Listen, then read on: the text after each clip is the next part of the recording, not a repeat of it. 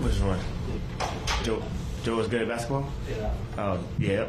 We want to get that out the way early. He's good at basketball. Boom. There we go. Okay. Tyrese, you were as animated as maybe we've seen you on some of those finishes. Just what were you able to figure out as the game went along as far as how to finish through contact, go around those guys that a shot blocker like Rudy and just continues through that kind of thing? I was just trying to be aggressive. They're trying to play it to where we can't pocket pass to Joel sometimes. So I got a few turnovers that way, and I had to keep them honest. So I had to drive a couple of them. And I was just, excited, man. I was excited for our team. We needed this one after the loss that we had on Monday, I think. So this was good for us. Along those lines, they got the jump in that third quarter. What kind of got things kind of kick-started after that? When you guys picked that up from there, what kind of changed after their initial rush in that early third? I think we did a good job of 7. We put in Marcus Morris, Patrick Beverly, KJ Martin was really good. Those guys came in and gave us a lot of energy. KJ defensively was really good. Offensively in the dunker, he was really good. Marcus was good on defense. Those guys really gave us a big boost. And then Joel was out there with that group, and he was very solid. So, and then the fourth quarter, we had those guys out there again. Pat, Marcus, Paul Reed was huge on the glass, huge defensively with his hands. So it was really good.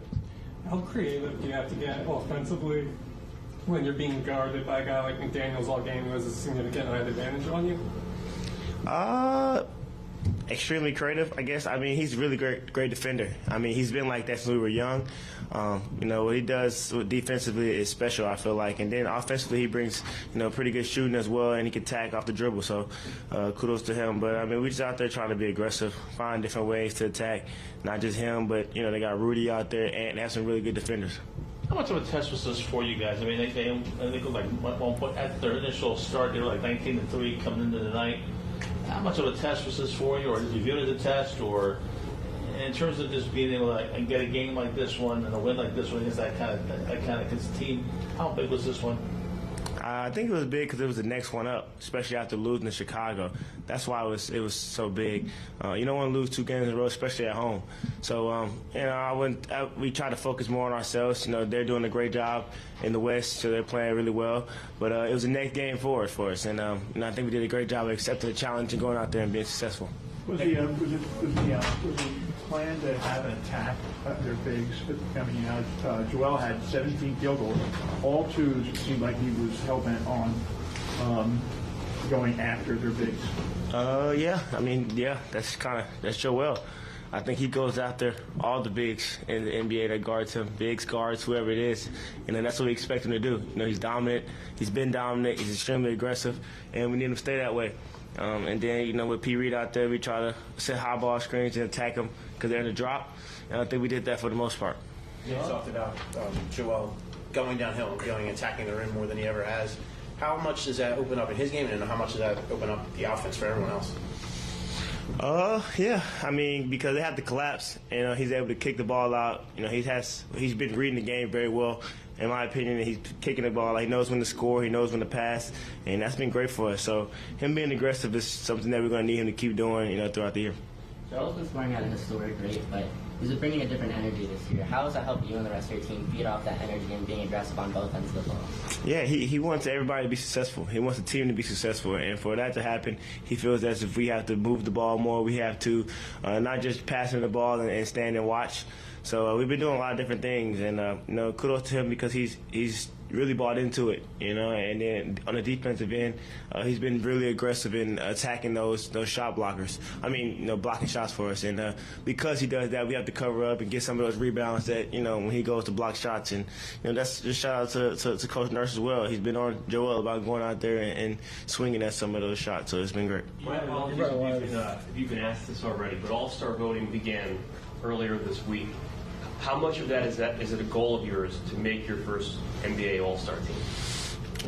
Right now, I'm just trying to focus on us winning. I think all those things will play out how they play out. But the main thing right now is us winning and getting better every single day. I feel like that's what we're doing. We're taking steps in the right direction. And we've had a pretty good December, so we got to keep it up. We've had a lot of VHO with both Paul and Joel, and you're on the court with either of them. I guess when they're getting ready to hand off to you, how does the defensive strategy against you change? Like how do you feel like they're guarding you? But Joel is the one coming off at the DHL versus Paul. Yeah, it's definitely different sometimes. With P. Reed, they try to trap sometimes. And, me and P. Reed have practiced a lot in the practice facility of just when they trap, get in the pocket, I'm going to hit you in the pocket, and you either go finish or make a play. So he's very comfortable in that position. And then with Joel, it's hard because the big doesn't want to help too much because at the end of the day, that's the MVP. But if he's able to get a screen, I can knock down a shot or turn the corner and make a play for somebody else.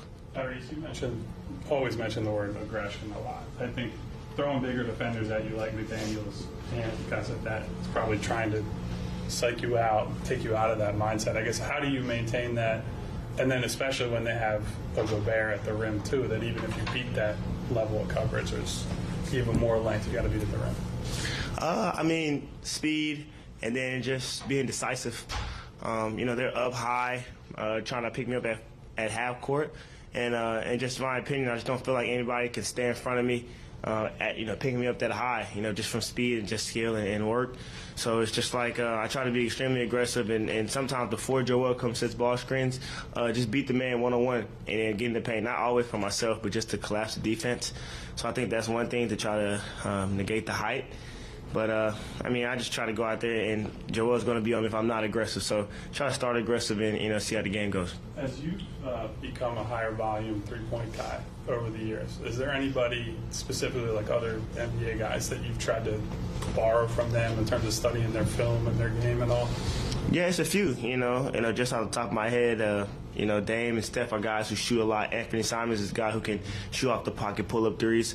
And I've watched a lot of that, just hunting those threes because it helps us, Like, it makes the defender come up, especially Joel's man, if it's Joel and they can't drop and just play drop coverage. If I'm able to shoot those threes off the dribble, and then it makes them convert on me, and I can get easier pocket passes to big fella. Thanks, Tyrese.